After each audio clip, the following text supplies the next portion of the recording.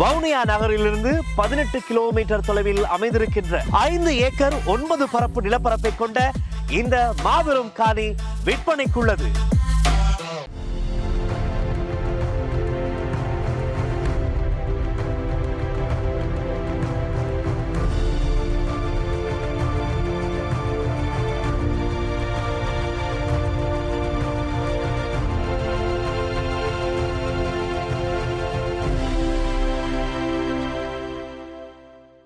வணக்கம். இது ஐபிசி தமிழின் செய்தி வீச்சு. இன்றைய செய்தி வீச்சிலும் இலங்கை மற்றும் உலக நிலவரங்கள் காத்திருக்கின்றன. பனையால் விழுந்தவனை மாடேறி மிதித்தது என ஒரு பழமொழி உண்டு. அந்த பழமொழி போல தமிழர்களை மையப்படுத்தியும் பனையால் விழுந்தவனை மாடேறி மிதிக்கும் இன்னல்கள் தெற்கிலிருந்து எடுத்து விடப்படுகின்றன. அந்த வகையில் உரிமை கோரப்படாமல் விட்டால் அரச உடைமை என்ற கொழும்பின் சூட்சும செய்திகள் தமிழ் மக்களுக்கு விடுக்கப்படுகின்றன. இலங்கை தீவில் எதிர்வரும் 6ஆம் தேதி செவ்வாய்க்கிழமை உள்ளூராட்சி தேர்தல் நடைபெறவுள்ள நிலையில் அந்த தேர்தலுக்கான பரப்புரைகள் யாவும் இன்று நள்ளிரவுடன் முடிவுக்கு வரவுள்ள நிலையில் அண்ணன் உண்ணாதது எல்லாம் அன்னிக்கு லாபம் என்ற வகையில் இந்த தில்லாலங்கடிகள் தெற்கிலிருந்து வருகின்றன. இவ்வாறாக வெறும் தில்லாலங்கடி சூட்சுமங்களில் முதலில் ஒரு சூட்சுமம் காணிகளை மையப்படுத்தி வந்தது. அந்த வகையில் தமிழர் தாயகத்தின் வடக்கில் வடமராட்சி கிழக்கு முதல் முல்லைத்தீவின் முள்ளிவாய்க்கால் வரையுள்ள தமிழர்களின் பூர்வீக நிலப்பரப்பில் மக்களால் உரிமை கோரப்படாத காணிகளை அரசாங்கம் உடைமையாக்கும் என்று ஒரு வர்த்தமானி அறிவித்தல் பனையால் விழுந்தவனுக்கு ஒப்பாக வந்தது. அதன் பின்னர் மாடேறி மிதிக்கும் வகையில் இன்னொரு செய்தி வந்தது. அந்த செய்தியானது முள்ளிவாய்க்கால் பேரழிவு காலத்தில் தமிழீழ வைப்பகம் என்ற தமிழர்களின் நடைமுறை அரசாங்கத்தின் ஒரு கட்டமைப்பிலிருந்து எடுக்கப்பட்ட தமிழர்களின் நகைகளும் உரிய காலத்தில் உரிமை கோரப்படாமல் விட்டால் அவையும் அரச உடைமையாக்கப்படும் என்ற செய்தியும் வந்தது. இந்த இரண்டு செய்திகளின் பின்னணியிலும் மக்கள் உரிமை கோருவதற்கென ஒரு கால அவகாசம் வழங்கப்பட்டுள்ளதால் இது ஒரு வழமையான நடைமுறை என்ற ஒரு துரும்பை பிடித்துக் கொள்ளும் ஏகேடிஆரின் தமிழ் சிஸ்டம் சேஞ்ச் குரல்கள் இந்த நடைமுறையில் என்ன குற்றம் கண்டீர், என்ன குறைபிடித்தீர் என வக்காலத்து குரல்களையும் எழுப்ப தவறவில்லை.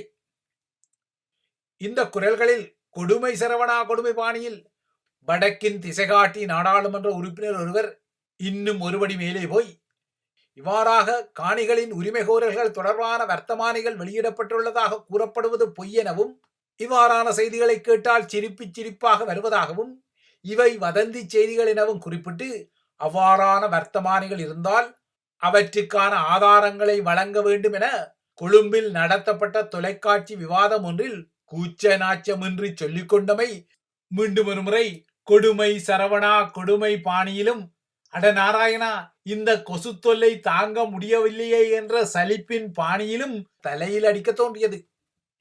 இவ்வாறானவர்களின் குரல்களை நோக்கிக் கொள்ளும் போது யாழ்ப்பாணத்தில் உள்ளூராட்சி தேர்தலை மையப்படுத்தி அன்பான வாக்காளர் பெருமக்களே என்ற விழிப்புடன் கடந்த சில தினங்களாக வீதியோரங்களில் ஆங்காங்கே பளிச்சிடும் சுவர் ஒட்டிகளில் உள்ள வாக்கியங்கள் ஒருவேளை சரியாகத்தான் பொறிக்கப்பட்டுள்ளதோ என்ற எண்ணமும் தோன்றுகிறது. வெளியிட்டவர்களின் பெயர்கள் எதுவுமே இல்லாமல் யாழ்ப்பாண கல்வி சமூகம் என்ற புத்தாம் பொதுவான அடையாளத்துடன் வெளிவந்த அந்த சுவரொட்டியில் 3 கோமாளிகளும் ஒரு பைத்தியமும் இனியும் வேண்டாம், இனிமேலாவது பொறுப்புடன் வாக்களிப்போம் என கோரப்பட்டது. ஜனநாயக ரீதியான தேர்தல் ஒன்றில் மக்களால் தெரிவு செய்யப்பட்ட பிரதிநிதிகளை கோமாளிகள் பைத்தியம் என இவ்வாறான அனாமதேயமான சுவரொட்டிகள் விழித்துக் கொள்வது சரிதானா என்று ஒரு கேள்வி இருந்தாலும் நாடாளுமன்ற உறுப்பினர்களாக இருப்பதாக கூறப்படுபவர்களின் கருத்துக்களை நோக்கும் போது இவை ஒருவேளை சரியாக இருக்குமோ எனவும் எண்ண தோன்றுகின்றது. ஏனென்றால் வடக்கில் தமிழர்களின் பூர்வீகத்தில் உள்ள 5940 ஏக்கர் காணிகளை சூட்சுமமாகவும் தந்திரமாகவும் அபகரித்துக் கொள்ளும் நோக்கத்துடன் வர்த்தமானிகள் வெளியிடப்பட்டாலும் இவ்வாறான வர்த்தமானிகள் வெளியிடப்பட்டதையே அறியாமல் ஏகேடிஆர் தரப்பின் யாழ் மாவட்ட நாடாளுமன்ற உறுப்பினர் இளங்குமரனோ இவ்வாறான வர்த்தமானிகள் குறித்து கூறப்படும் கதைகள் பொய்கள் புரட்டுகள் வதந்திகள் சிரிப்பு கதைகள் என கூறி அடம்பிடிப்பதை பார்த்து கொண்டால் இந்த நாடாளுமன்ற உறுப்பினர் பிறப்பதற்கு பல வருட காலத்துக்கு முன்னரே 1954 தமிழகத்தில் வெளியான பொன்வயல் என்ற படத்தில் பிரபல பாடகர் சீர்காழி கோவிந்தராஜன் முதலாக திரைப்படத்தில் பாடிய சிரிப்புத்தான் வெறுகுதையா என்ற பாடலே நினைவுக்கு வருகிறது. எரிப்பினை வைத்து உள்ளே இனிப்பாக பேசியே வெற்றி கதையாய் வாழும் பித்தர் கூட்டத்தை கண்டால் சிரிப்புத்தான் வெறுகுதையா என அந்த பாடலில் சில வரிகள் இருக்கும். அதே போலவே செல்வம் கொள்ளையடித்தே சிறையில் பூட்டுவார், நாமே சகலம் என்று நாடகம் ஆடுவார், ஏமாளி அலைந்தேக்கும் கோமாளி கூத்துக்கள் எத்தனை எத்தனை தொடரும் வரிகளும் ஈழத்தமிழர்களின் சமகால அரசியல் பரப்புக்கும் சற்று பொருந்திக் கொள்கிறது. வடக்கின் காணி அபகரிப்பு சூட்சுமங்களை தாங்கிய வர்த்தமானி கடந்த மார்ச் மாதம் 28 வெளியான விடயமே தெரியாமல், இல்லையென்றால் அதனை அறிந்தும் அறியாதது போல் பாசாங்கு செய்ய தலைப்படும் ஒரு நாடாளுமன்ற உறுப்பினர் தமிழர்களின் முற்றத்தில் இருப்பது கொடுமை சரவணா கொடுமை பாணியில் என்பதையும் மறுத்துக் கொள்ள முடியாது.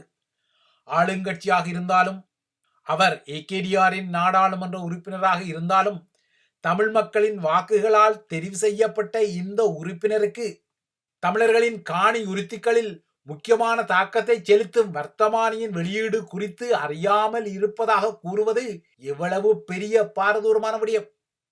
அதுவும் இவ்வாறான உறுப்பினர்கள் யாழ் மாவட்டத்தின் அபிவிருத்திக்கெனவும் பிரதேச அபிவிருத்திக்கெனவும் உள்ள குழுக்களின் தலைகளாக வேறு இருக்கிறார்கள்.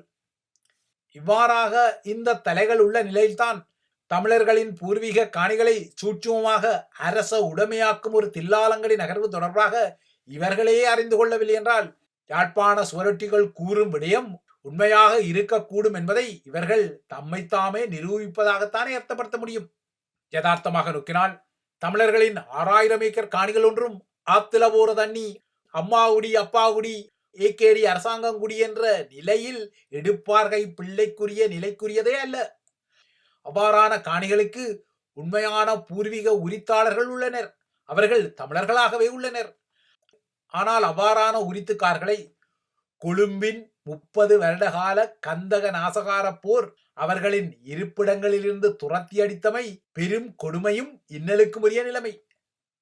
அவ்வாறான ஒரு கொடுமையான இன்னல்களும் குரூரங்களும் தமிழர் தாயகத்தில் 3 தசாப்த காலத்துக்கு மேலாக நிலவிய நிலையில் 30 வருட கால போரின் ஒரு பக்கவிளைவு நகர்வுக்கு 3 மாத காலத்தில் அவகாசம் வழங்கி, அதுவும் வடமராட்சி கிழக்கு காணிகளின் விடயத்தில் தமிழில் வர்த்தமானியை பிறப்பிக்காமல் அதனை சிங்களம் மற்றும் ஆங்கிலத்தில் வெளியிட்ட சூட்சுமங்கள் எல்லாம் நிறையவே உள்ளன.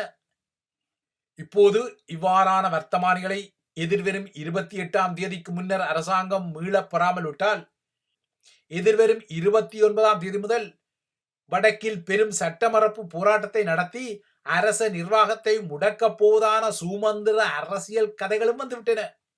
இவ்வாறு ஒருபுறத்தே தமிழர்களின் பூர்வீக காணிகளை அபகரிக்கும் சூட்சுமங்கள் இடம்பெற, இன்னொரு புறத்தே தமிழர்களின் டிஃபெக்டோ ஸ்டேட் எனப்படும் நடைமுறை அரசாங்கம் இருந்த காலத்தில் விடுதலை புலிகள் மேற்பார்த்த தமிழீழ வைப்பகத்தில் வைப்பிலிடப்பட்ட தமிழ் மக்களின் தங்க நகைகள் உட்பட்ட பெறுமதியான உலோகங்கள் மற்றும் இரத்தின கற்களை ஸ்ரீலங்காவின் திரைசேரிக்கு காசாக மாற்றும் இன்னொரு சூட்சுமமும் தலையெடுப்பதாக தெரிகிறது. அந்த வகையில் தமது படைத்துறையால் தமிழீழ வைப்பகத்திலிருந்து போரின் முடிவில் கைப்பற்றப்பட்டு அவ்வாறாக கைப்பற்றப்பட்ட நகைகளில் பெரிய பெரிய படைய தலைகளும் அரசியல் தலைகளும் உருவிய நகைகள் போக மிகுதியாக எஞ்சிய நகைகள் நேற்று ஸ்ரீலங்கா இராணுவ தலைமையகத்திலிருந்து ஸ்ரீலங்கா காவல்துறையிடம் அதிகாரபூர்வமாக ஒப்படைக்கப்பட்டதான இன்னொரு செய்தியும் வெளியிடப்பட்டது. மொத்தமாக ஒப்படைக்கப்பட்ட 120 பொதிகளில் தங்கம், வெள்ளி, இரத்தின கற்கள், நகைகள் உட்பட்ட பெறுமதியான உலோகங்கள் இருந்ததாகவும், இந்த பொதிகள் யாவும் ஸ்ரீலங்காவின் சட்டமா அதிபரின் அறிவுறுத்தலுடன் மேற்கொள்ளப்படும் ஆய்வுகளுக்கு பின்னர் ஸ்ரீலங்காவின் மத்திய வங்கிக்கு மாற்றப்படும் எனவும், இவ்வாறாக மாற்றப்படும் நகைகளில் மக்கள் அடையாளங்காணு நகைகள் அவர்களிடமே ஒப்படைக்கப்படும் எனவும், எனினும் உரிமை கோராமல் இருக்கும் நகைகளும் பெறுமதியான உலோகங்களும் அரச உடைமையாக்கப்படும் எனவும் திட்டங்கள் பகிரங்கப்படுகின்றன. இந்த விடயத்தில் நேற்று தொலைக்காட்சி விவாதம் ஒன்றில் கருத்துரைத்த ஸ்ரீலங்காவின் அரச தலைவரான அனுரகுமார திசாநாயக்கா, போர்க்காலத்தில் விடுதலை புலிகளிடமிருந்து கைப்பற்றப்பட்ட நகைகளை மக்கள் உரிமை கூறாமல் விட்டால் அதனை அரசாங்கம் உடைமையாக்கி அந்த நிதியை போரால் பாதிக்கப்பட்ட தமிழ் பகுதிகளின் அபிவிருத்திக்கு பயன்படுத்த போவதாக குறிப்பிட்டதையும் நன்றாகவே அவதானித்துக் கொள்ள வேண்டும். நேற்றிரவு இந்த செய்தியை சொன்ன ஏகேடிஆர் இன்றிரவு வியட்நாமுக்கு பறக்கின்றார். ஐக்கிய நாடுகள் சபை வியட்நாமில் நடத்தவுள்ள வெசாக் தின நிகழ்விலும் பங்கேற்று வியட்நாமுடன் ஸ்ரீலங்காவுக்குரிய ஒப்பந்தங்களையும் செய்து கொள்ளும் நிகழ்ச்சி நிரலுடன் ஏகேடிஆர் இன்றிரவு வியட்நாமுக்கு பறக்கிறார். ஏகேடிஆர் தனது வியட்நாம் பயணத்தை முடித்துக்கொண்டு இலங்கையில் உள்ளூராட்சி தேர்தல் வாக்களிப்பு இடம்பெறும் நாளில்தான் கொழும்பு திரும்ப உள்ளமை வேறு விடயம். இன்று நள்ளிரவுடன் தேர்தல் பரப்புரைகள் யாவும் முடிவுக்கு வருவதால் இனிமேல் திசைகாட்டியின் பரப்புரை மேடைகளில் தனக்கு பேசுவதற்கு நேரம் இல்லை என்பதால் இன்றிரவு அவர் வியட்நாமுக்கு பயணப்படுகிறார். ஆனால் இவ்வாறான ஏகேடிஆரின் பயணங்கள் தமிழர்களின் அக்கறைக்குரிய விடயங்கள் அல்ல என்றாலும் 2009 ஆண்டுக்கு பின்னரான 1.5 தசாப்த காலம் கடந்த நாட்களில் 15 வருடங்களுக்கு முன்னர் கைப்பற்றப்பட்ட நகைகளின் உரிமையாளர்கள் அவற்றை உரிமை கோரும் அடையாளங்களை மறந்து விடுவார்கள், அல்லது அவற்றின் உரிமையாளர்கள் இவற்றை உரிமை கோரிக்கொள்ளும் நிலையில் உயிருடன் இருக்க மாட்டார்கள். அவ்வாறு உயிருடன் இருந்தாலும் அவர்கள் நாட்டில் இருக்க மாட்டார்கள் என்பதை தெரிந்து இப்போது இவ்வாறான நகர்வுகள் எடுத்துவிடப்படுவதாக தெரிகிறது. எனினும் இப்போதாவது இவற்றை மக்கள் உரிமை கோரக்கூடிய வகையில் ஒரு சந்தர்ப்பம் வாய்த்து வருவதாக குறிப்பிடும் சிஸ்டம் சேஞ்ச் தமிழ் குரல்கள் இவ்வாறான விடயங்களை தமது ஆட்சி தமிழர்களுக்கு நல்லது செய்வதான பாணியில் காட்டிக்கொள்ள தலைப்படுகிறார்கள். ஆனால் இவ்வாறான நகர்வுகள் எல்லாம் இருந்தாலும் இவ்வாறான நகர்வுகளின் பின்னணிகள் யாவை என்பதை தமிழ் மக்கள் தமது வரலாற்று பட்டறிவுகளின் ஊடாக தெளிவாக புரிந்து வைத்திருப்பதே சமகாலத்தின் இன்னொரு நிதர்சனமாகவும் இருக்கிறது. இவை இலங்கையை மையப்படுத்திய விடயங்கள். அடுத்து இந்தியாவுக்கும் பாகிஸ்தானுக்கும் இந்தியாவுக்கும் பங்களாதேசுக்கும் இடையிலான முருகல் நிலவரங்களை நோக்கிக் கொண்டால், இந்தியாவுக்கும் பாகிஸ்தானுக்கும் இடையில் ஒரு மோதல் வெடித்துக் கொண்டால் அந்த மோதல் சந்தர்ப்பத்தை பயன்படுத்தி பங்களாதேஷ் இந்தியாவின் வடகிழக்கு மாநிலங்களை ஆக்கிரமித்துக் கொள்ள வேண்டும் என பங்களாதேஷின் இடைக்கால ஆட்சி தரப்பின் ஒரு முக்கிய படைய முகமான ஓய்வு பெற்ற ராணுவ மேஜர் ஜெனரல் ஃபஸ்லூர் ரஹ்மான் ஒரு சர்ச்சை கருத்தை குறிப்பிட்டமை இந்தியாவுக்கும் பங்களாதேஷுக்கும் இடையில் புதிய கொதிநிலையை உருவாக்கியுள்ளது. பாகிஸ்தானை இந்தியா தாக்கிக் கொண்டால் இந்தியாவின் வடகிழக்கில் உள்ள 7 மாநிலங்களை சீனாவின் ராணுவ கூட்டணியுடன் பங்களாதேஷ் பிடிக்க வேண்டும் என முன்னாள் ராணுவ மேஜர் ஜெனரல் தர அதிகாரி குறிப்பிட்டுள்ள விடயம் தற்போது பங்களாதேஷ் அரசாங்கத்தையும் சங்கடத்துக்குள்ளாக்கியுள்ளது. இதனால் ஃபஸ்லூர் ரஹ்மானின் கருத்தை எந்த வகையிலும் தமது இடைக்கால அரசாங்கம் ஆதரித்துக் கொள்ளவில்லை என அதன் வெளியுறவு அமைச்சகம் தெரிவிக்கின்றது. அத்துடன் இந்த கருத்து ஃபஸ்லூர் ரஹ்மானின் சொந்த கருத்துக்கள் எனவும் இவை பங்களாதேஷ் அரசாங்கத்தின் நிலைப்பாட்டையோ அல்லது கொள்கைகளையோ பிரதிபலிக்கும் கருத்துக்கள் இல்லை எனவும் இடைக்கால அரசு தரப்பு குறிப்பிடுகிறது. ஆனால் இதே இடைக்கால அரசு தரப்பின் தலைமையாளரான முகமது யூனுஸ் கடந்த மார்ச்சில் சீனாவுக்கு பயணப்பட்ட வேளை இந்தியாவின் வடகிழக்கில் உள்ள 7 மாநிலங்கள் தரையால் கட்டுண்டு கிடப்பதாகவும் அந்த மாநிலங்களுக்கு கடல் மார்க்க பாதுகாப்புக்குரிய ஆதாரம் பங்களாதேஷ் என்றும் கூறியிருந்தார். பங்களாதேஷுக்கு உள்ள இந்த புவியியல் சாதக நிலைமையை பயன்படுத்தி பங்களாதேஷில் சீனா பொருளாதார ரீதியாக கால் ஊன்ற வேண்டும் என்றும் அவர் கோரிக்கை விடுத்த நிலையில் அவரது உதவியாளர் தற்போது இந்தியாவின் 7 வடகிழக்கு மாநிலங்களை சீனாவின் உதவியுடன் பங்களாதேஷ் கைப்பற்ற வேண்டும் என்ற புதிய சர்ச்சை கருத்தை கூறியுள்ளார். ஏற்கனவே பாகிஸ்தானிய ராணுவ தளபதி ஜெனரல் அசீம் முனீர் ஜம்மு காஷ்மீரின் பஹல்காம் பகுதியில் 26 பேர் பலியான பயங்கரவாத தாக்குதல் இடம்பெறுவதற்கு சில நாட்களுக்கு முன்னர் காஷ்மீர் குறித்து அவர் வெளியிட்ட கருத்துக்கள் தான் இந்த தாக்குதலை தூண்டியதான ஒரு கருத்தியல் நிலவின் பின்னணியில் இப்போது பங்களாதேஷ் படைய முகமும் இந்த சர்ச்சை கருத்தை வெளியிட்டுள்ளார்.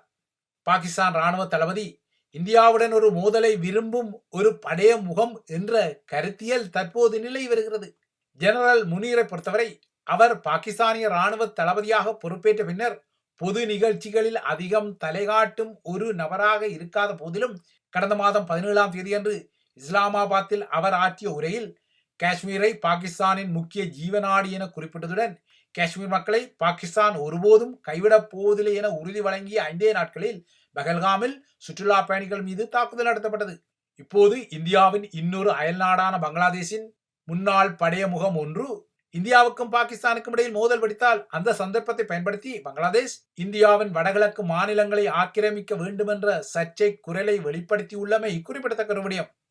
இவைதான் ஐபிசி தமிழின் செய்தி வீச்சு. தொடர்ந்தும் ஐபிசி தமிழுடன் இணைந்திருங்கள்.